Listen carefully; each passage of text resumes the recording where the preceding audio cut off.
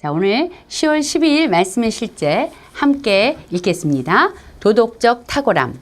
그러므로 너희가 더욱 힘써 너의 믿음에 덕을 더하라. 베드로후서 1장 5절 말씀입니다. 오늘의 본문 구절에 나온 덕이란 말은 원칙이나 도덕적 선함 또는 탁월함을 의미합니다. 하나님께서는 당신이 믿음의 덕을 더하기 원하십니다. 당신은 이미 믿음을 가지고 있습니다. 로마서 12장 3절 오직 하나님께서 각 사람에게 나누어 주신 믿음의 분량대로. 그러나 당신이 삶에서 지속적으로 열매를 맺고 끝없이 증가하는 영광을 얻으려면 믿음이 그토록 중요한 만큼 주님께서는 당신이 믿음에 무언가를 더하기를 원하십니다. 그중 하나가 바로 도덕적인 탁월함입니다. 아멘. 하나님께서는 당신이 경건한 기준과 원칙을 가지고서 삶을 경영하기를 원하시며 열심히 그렇게 하기를 원하십니다. 열심을 다하여 너희의 믿음에 덕을 더하라. 이것은 건성으로 해서는 안 되는 것입니다. 당신은 하나님의 말씀으로부터 온 기준과 원칙인 높은 도덕적 기준을 삶에서 뚜렷이 드러내는 일에 철저히 성심을 다해 관찰시켜야 합니다. 네, 우리 여기까지 보시겠습니다. 베드로후서 1장 5절 말씀을 보시면요. 너희가 더욱 힘써서 그러니까 열성을 다하여서 한순간이라도 놓치지 말고 이런 뜻인데요. 믿음이 있는가? 네, 나는 믿음의 사람입니다. 그 믿음에다가 덕을 더하라고 하셨고요. 오늘은 그 덕에 관해서 나누는데요. 덕에다가 지식, 영적 이해력, 또 이 지식의 절제의 인내, 인내의 경건, 그다음에 경건의 따뜻한 형제, 그리고 너그러운 사랑을 더하십시오. 하나님은 우리가 믿음에 이러한 것들을 더하기를 원하세요. 그래서 저희가 베드로후서 1장 8절 9절을 보면 하나님 마음이 나오십니다. 이런 것들이 갖추어졌을 때 그리고 또 이런 것들로 넉넉해지면요.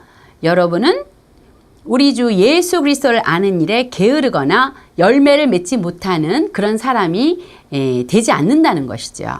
그 말씀이 왼쪽 페이지에 나와 있습니다. 위에서 5째 줄.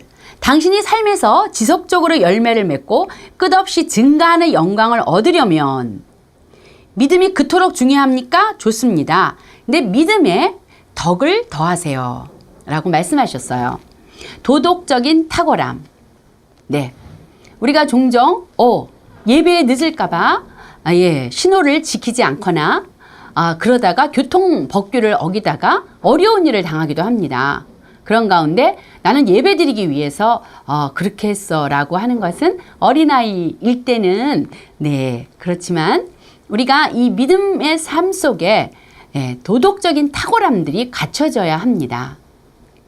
우리는 세상 한가운데 살고 있습니다.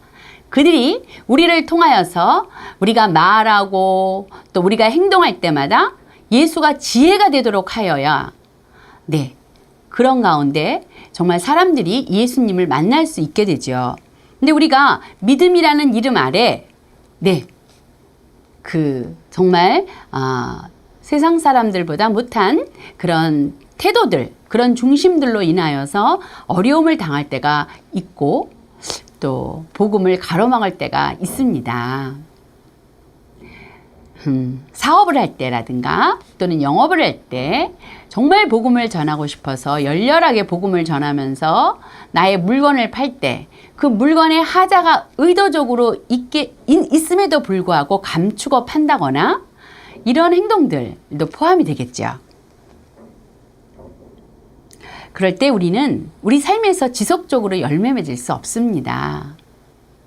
믿음의 이 덕이 도덕적인 선함, 어떤 원칙들 이런 것들이 더해져야 한다는 말씀입니다. 네, 예를 들어서 말씀하시네요. 읽겠습니다.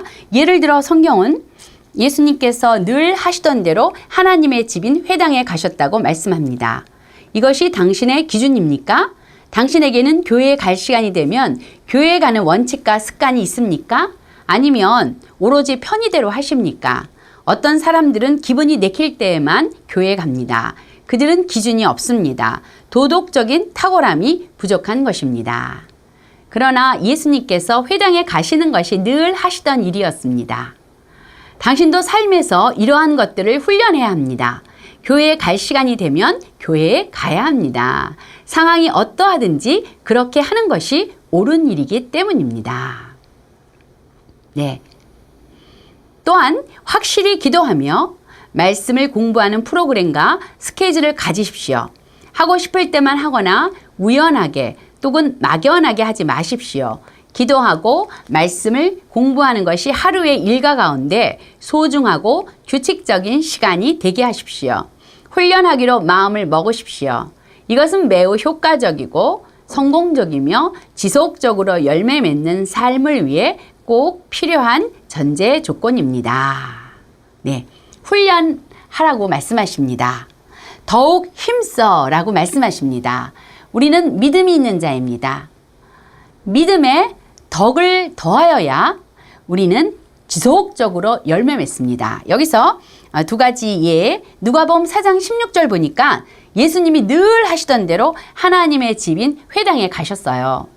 이렇게 우리가 신앙생활 속에서 우리가 그 도덕적인 선함, 나는 그 주일에 예배에 간다.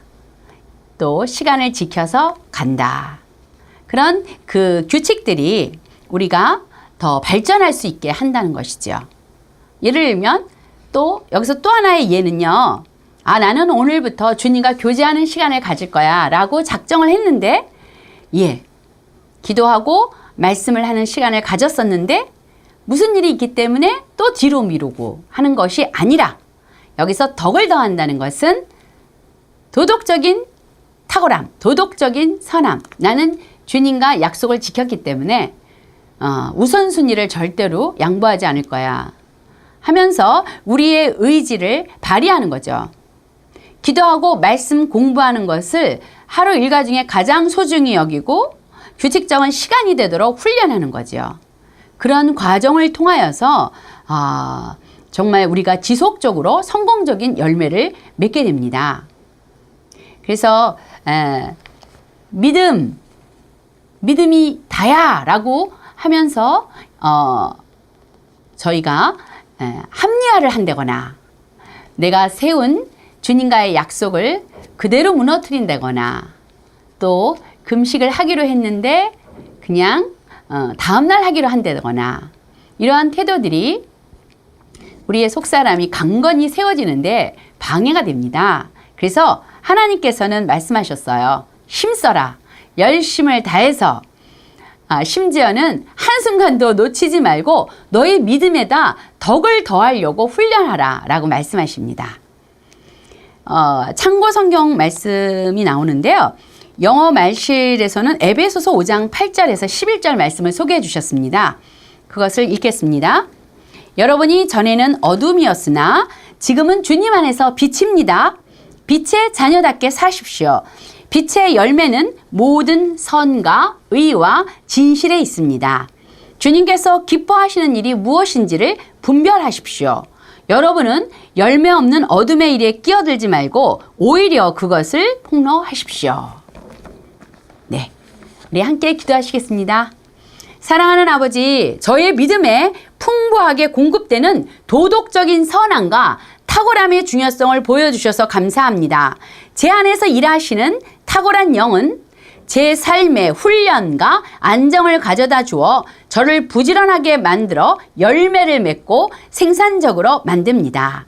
예수 이름으로 기도합니다. 아멘.